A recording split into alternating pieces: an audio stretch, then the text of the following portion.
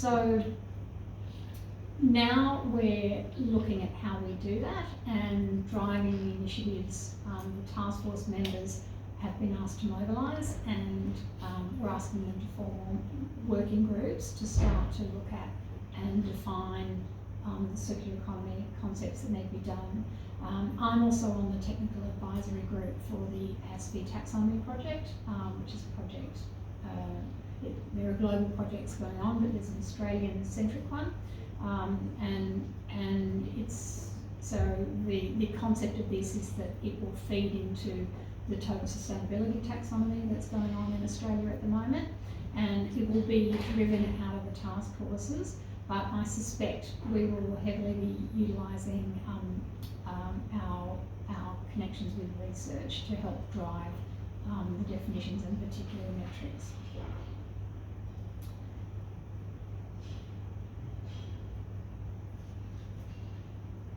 So here were the insights from the rapid review.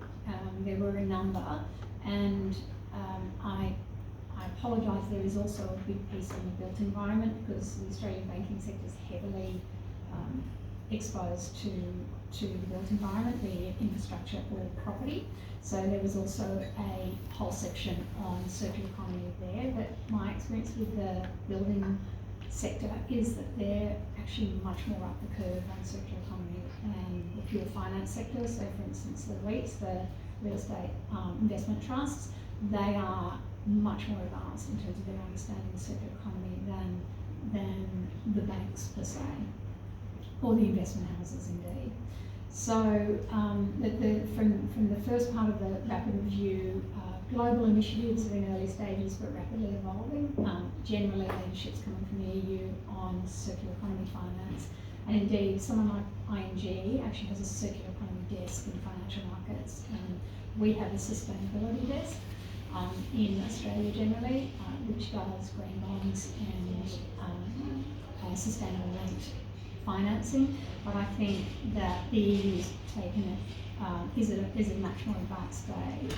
So business model tools are being used by the finance and investment sector, but metrics for circular economy is still very much under development, if developed much at all. And I think that's where we really aim to try and assist in developing those metrics, which are crucial for investment.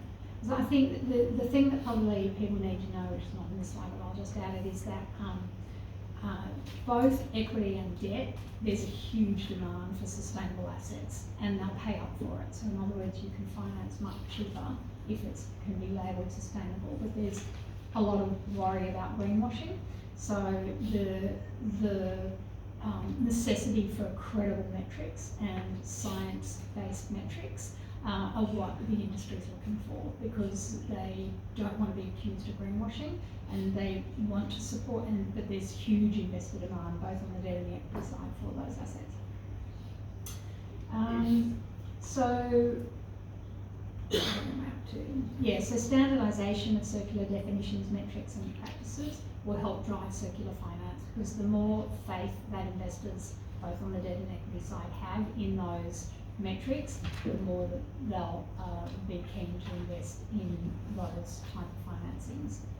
So understanding linear risks is another integral part of managing successful investment, particularly in lending portfolios. So looking at your portfolio of loans and understanding how the circularness of your investment affects your credit risk. So how linear is it? So therefore, how risky is it that you're going to end up with a stranded asset? So we're getting pretty good at understanding that, you know, a coal-fired power station probably doesn't have a long-term lending relationship. But in terms of other linear businesses in the circular economy, I don't think the banks are at the stage of understanding how that impacts their credit risk. Some work was done by Bocconi University, which was funded by some Banco Santos Impolo in Italy, and they actually established a very clear nexus between creditworthiness of an organisation and its circularity interest I found it interesting because I used to do a lot of capital modelling and risk modelling myself. So assessing and measuring the linear risk is important, and it can be mitigated by adopting a proactive approach to stimulating circular business practices. It can be mitigated by actually building in circular economy metrics into your credit and capital modelling processes on banks. This was just about the insights report. So CBA, who's a partner with us, it's a really interesting survey, and it showed a clear demand for change from the consumer. So 64% of businesses want to do more to embrace circular economy, and there's a corresponding heightened focus and demand by the consumer on reducing waste and being able to repair goods and having access to that. So it was quite overwhelming. Particularly interesting for me on this was they cut it by several demographics. They cut it by age demographic, number, regional demographic. And definitely I think the younger generation are demanding that their products be more circular and more sustainable. And then the final other piece of work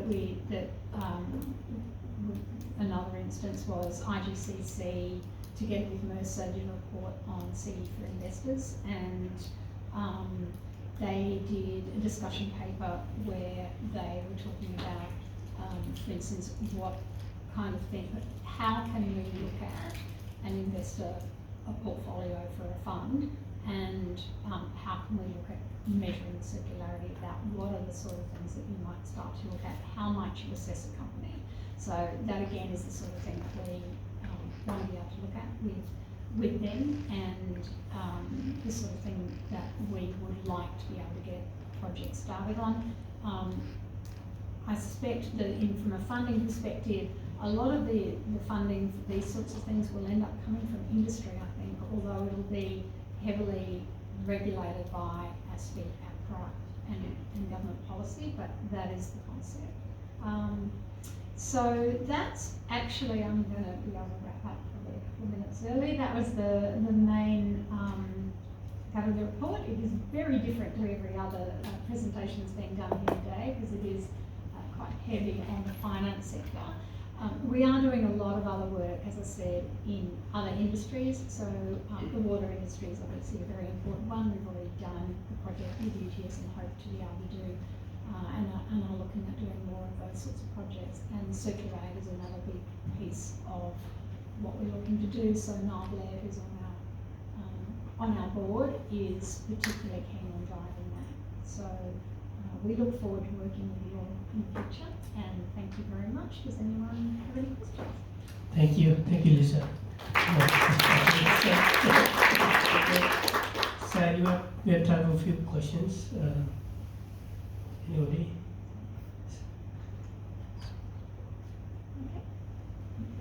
Okay. Yeah. Thank you, Katia.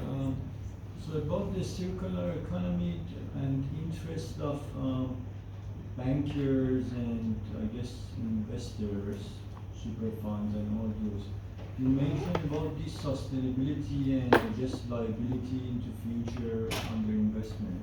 That's where they come into this picture.